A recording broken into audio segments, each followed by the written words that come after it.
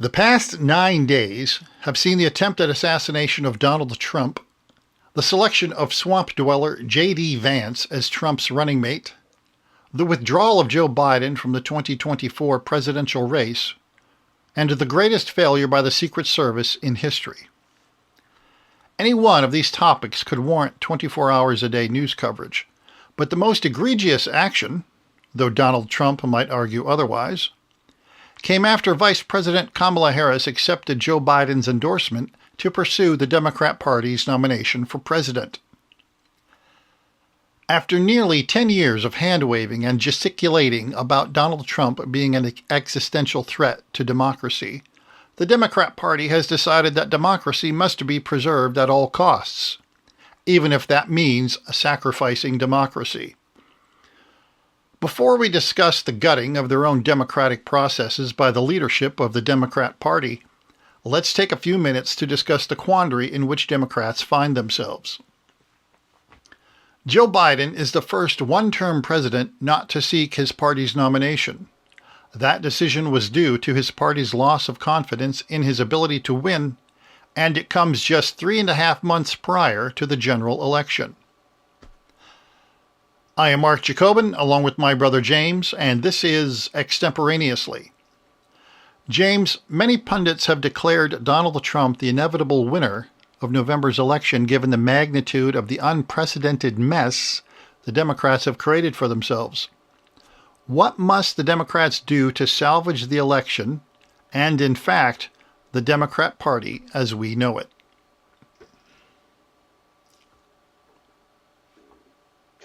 Wow.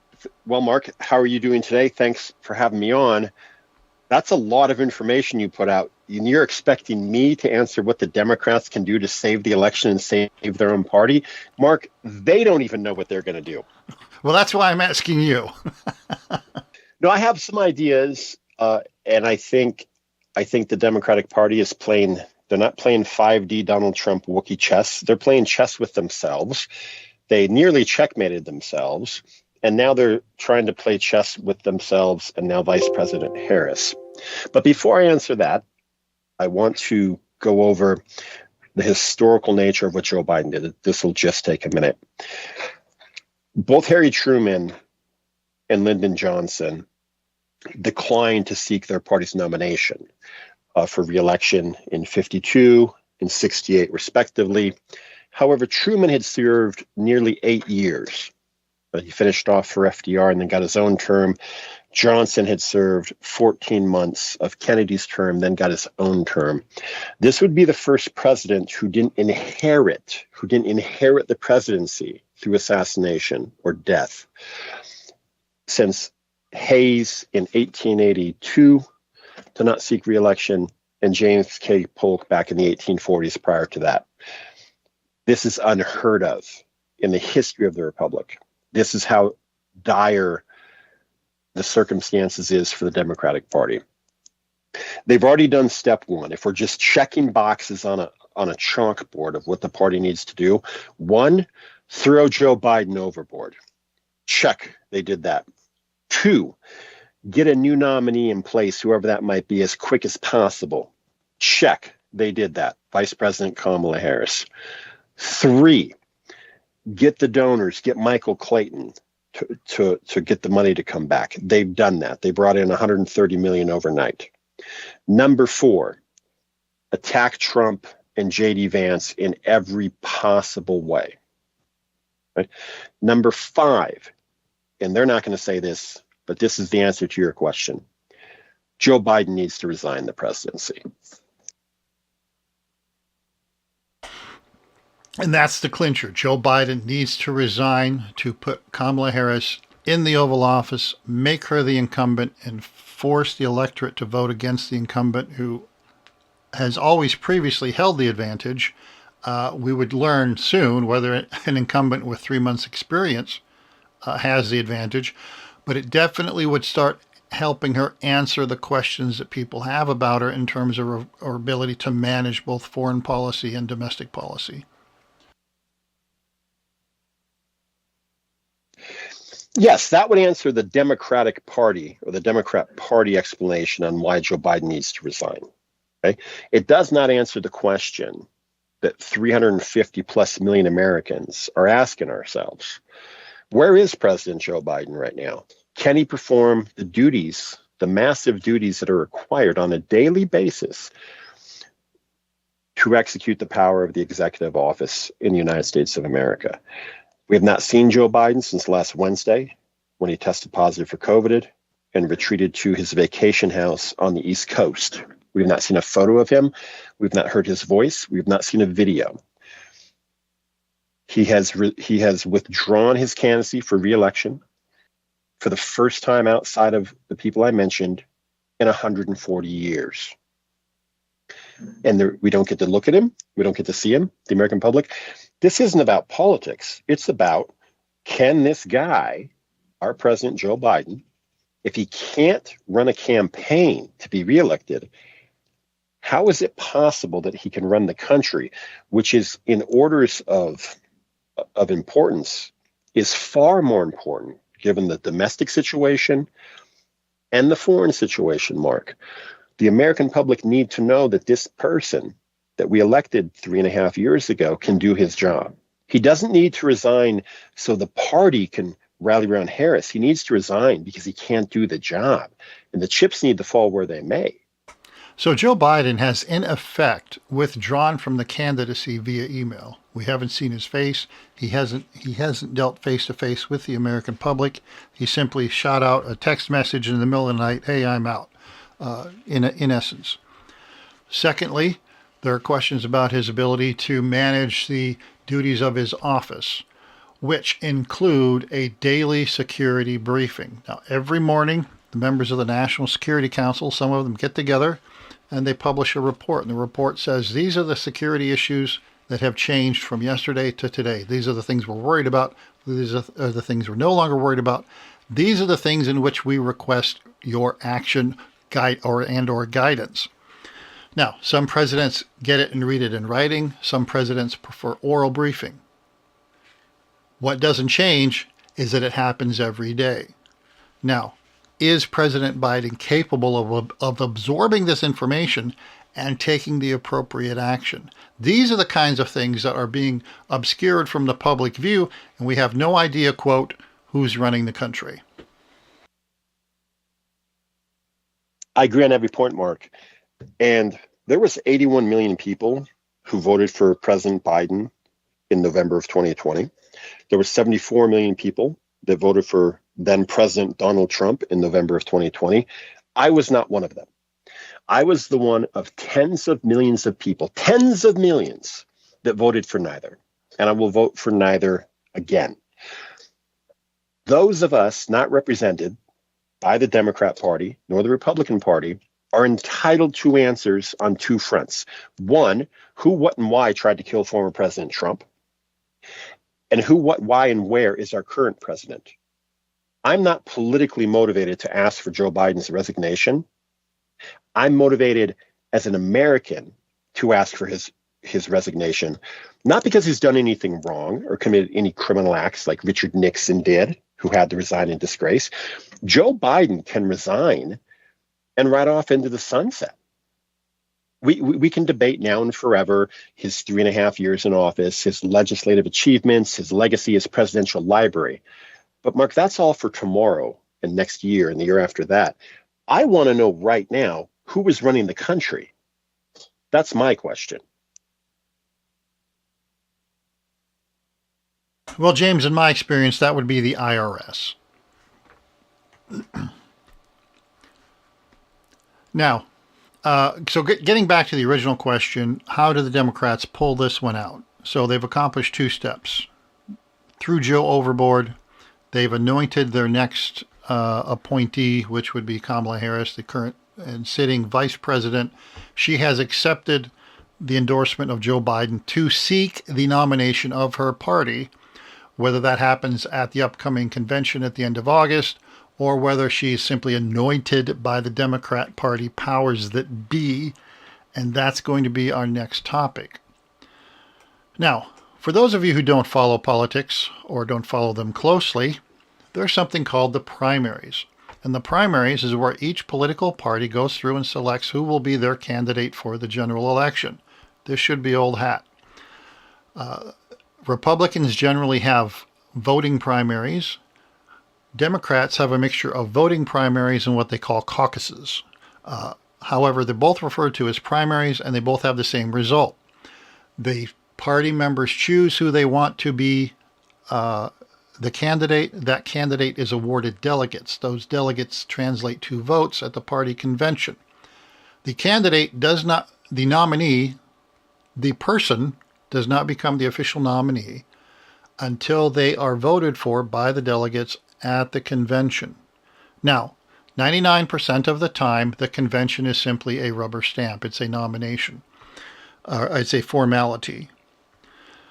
Now, with Joe Biden having withdrawn from the presidency, the several thousand delegates that he was awarded now are free to vote for whomever they choose at the convention, and it's at the convention where the new candidate is supposed to be chosen. Now, with Joe out of the race, obviously Kamala Harris is a person that they could choose, but they could choose anyone who is eligible to be president of the United States. That means anyone who was born an American citizen and has attained the age of 35 years. Those are the only two requirements. So, James, they could nominate you to be their candidate for president. They could nominate anyone they choose. And it is largely what we call a democratic process, the strength of the people from the old Greek. Now, something very disturbing happened, or at least it's disturbing to me, after Joe Biden endorsed Kamala Harris for president. The chairs of the Democrat Party for each of the 50 states all came out and endorsed Kamala Harris for president. Okay, that's fine. It's a private organization. They can do as they will. But that raises the question, James, if the Democrat Party leadership simply picks the presidential candidate that they choose, what's the point of having average individuals as members of the Democrat Party? What's the point of having the primary process and the caucus process when things go sideways? They just throw out their own democratic processes and anoint the candidate. Oh, there's a simple answer to that, Mark Jacobin. It's for the illusion of a democratic process. Joe Biden did not get this nomination through a democratic process. If there was a democratic process in the Democratic Party during this primary, hey, Mark, what did you think of that debate between the other candidates to include Bobby Kennedy Jr. About 6 months ago? Do you remember seeing Bobby Kennedy Jr. and President Biden and the other Democrats up on a stage debating publicly before a live audience? How did that debate go, Mark? Can you please tell me that? Well, I don't recall seeing it, but Joe Biden must have won, right? Oh, he must have won. He must have won. It's a rhetorical question, Mark. I'm being an ass here. Is the Democrats refused to have debates, and they refused their own inter-party rules that had held since 1972 up until 9 months ago, leading Bobby Kennedy Jr. to leave the party and go independent because they would not let Joe Biden go on a public stage to debate anyone. Because had they done that, the American public, to mainly include the Democratic voters, because this is their primary, which they're entitled to see the options and to see the abilities of then 80-year-old Biden. He's now 81. They didn't want to see that. This is why they held this debate in June.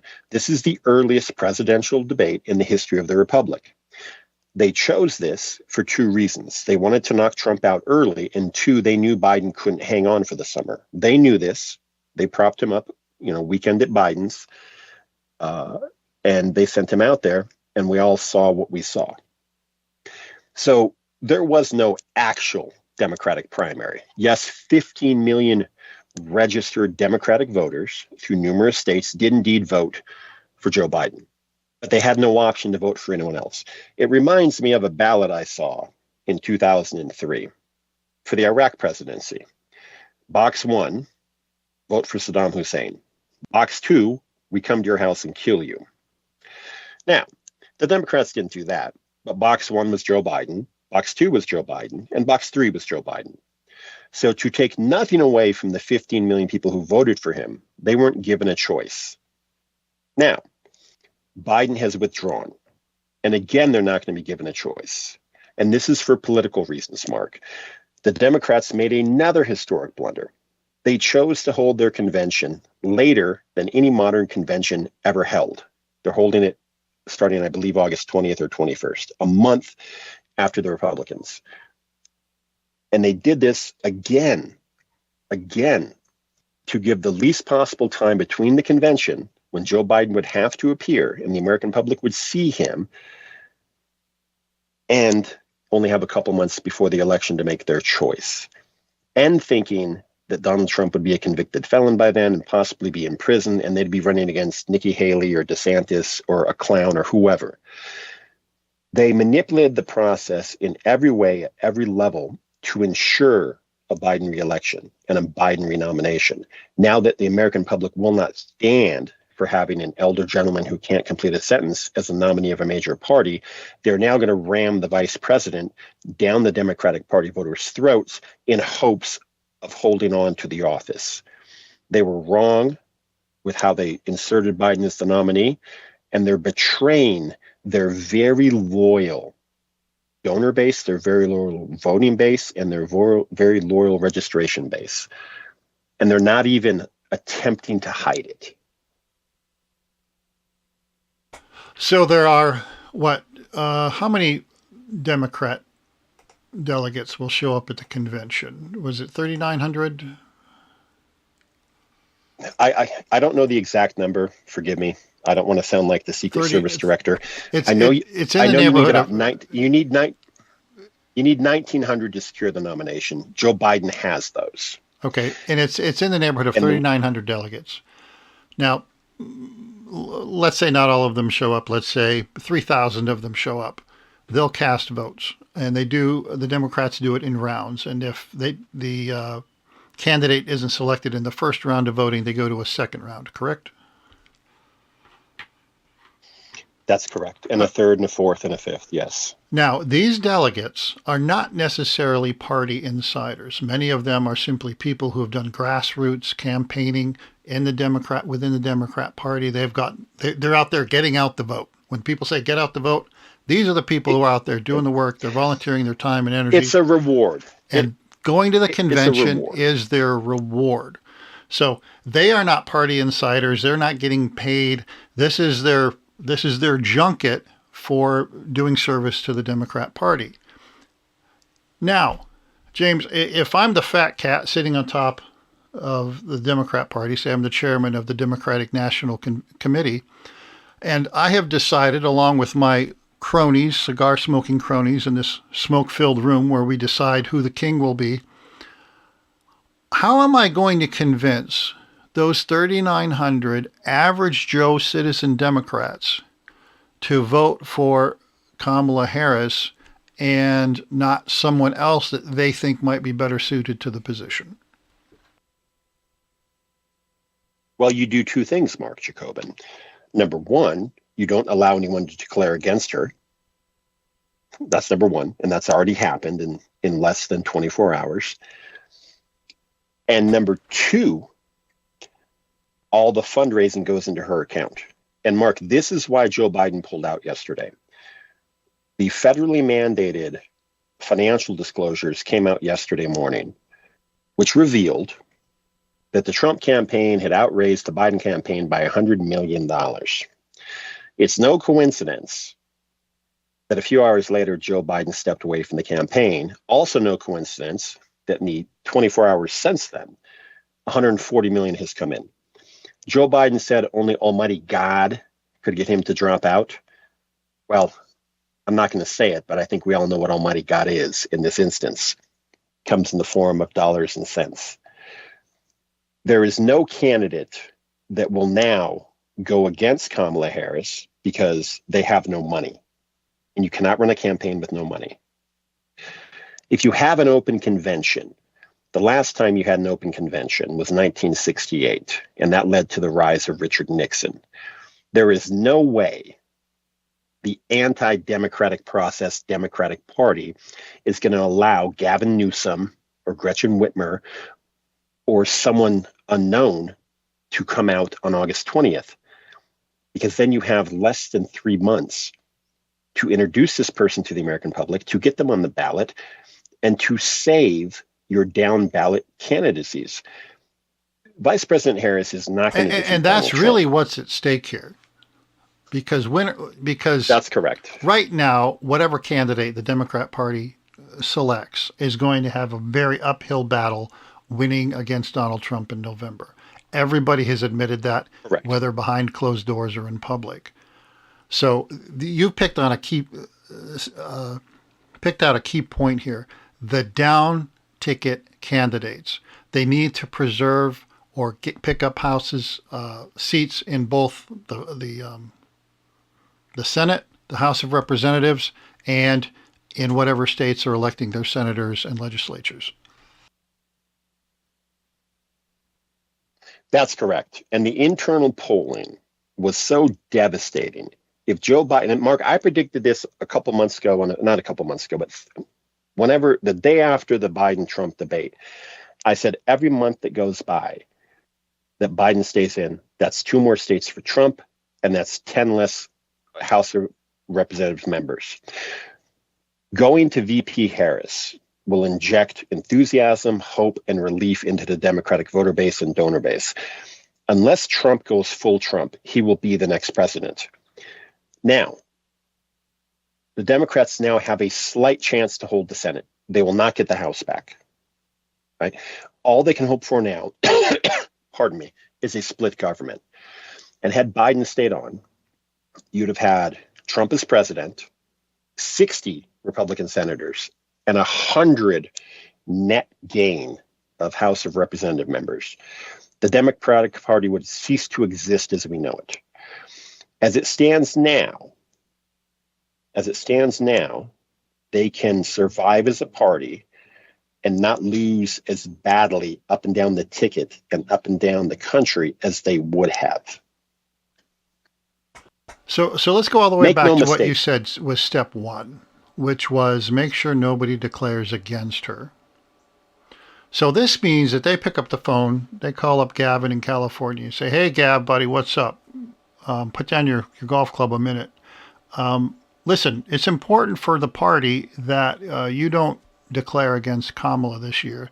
Not that you're going to, but we just want to make sure that you don't. And if you do us a solid, we'll make sure, we get your back later on." Is that what you mean by making sure nobody declares against Kamala? Yes, but half the job was done already. Given the fact that Trump was polling ahead of Biden before the debate, significantly ahead of him after, and 7 points ahead of him on yesterday morning in Michigan, which was Biden's only path to victory as a sitting president, which is very unusual, is, first of all, who would want this job? Who would want the job in 4 months to overcome Donald Trump, more popular than he's ever been, just survived an assassination attempt in badass fashion, had a great convention, keynote speaker was Hulk Hogan, right? Who would want to ruin their own political career by losing to Trump? They're not picking Vice President Harris, Mark, because she's the best. They're picking her because the best candidates are going to wait till 2028 when Trump can't run again, and hopefully he stumbles. What they have to run against now. So they're dealing with Biden record. They're really dealing with a hot potato. No, the hottest of hot potatoes. No viable candidate is going to want to run in this election because they're going to lose, and that will taint their reputation for future opportunities. Absolutely, Mark. So they're not. So here's the irony: they're not doing Kamala any favors by endorsing her for president because they're essentially sending her on a suicide mission. Right, but the reason she'll take this political suicide mission is because she's not going to win anyway. And in 4 years, at an actual Democratic primary, she's proven that she can't get to the first primary election. Back in 2020, when she was the built-in favorite of Michael Clayton and everybody else, she had to drop out before Iowa because she was polling at 2%. So this is her only opportunity to make a run. If she had to go up against Gavin Newsom, Michelle Obama, Gretchen Whitmer, Shapiro, and on, she'd get beat down. But the unique dynamics that have brought us here make her the best option, both from a fundraising standpoint and a name standpoint, Mark. Outside of people like you and me, no one knows who the hell Gretchen Whitmer is or Josh Shapiro, governor of Pennsylvania, and they haven't been vetted. I saw so many Democrat people say, oh, what about Josh Shapiro, the governor of Pennsylvania? Well, no one knows who he is, right? And let's say he's an awesome politician with unlimited potential. What if he's got a skeleton in his closet? And what if that comes out on September 4th?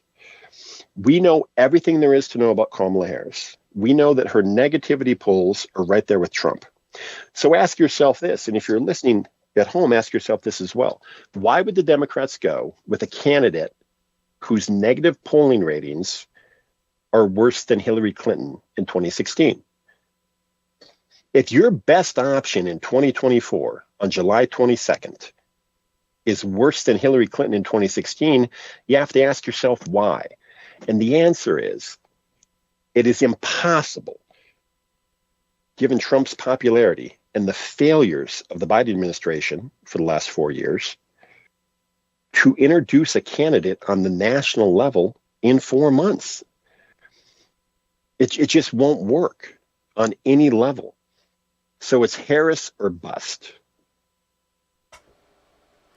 We've been speaking extemporaneously.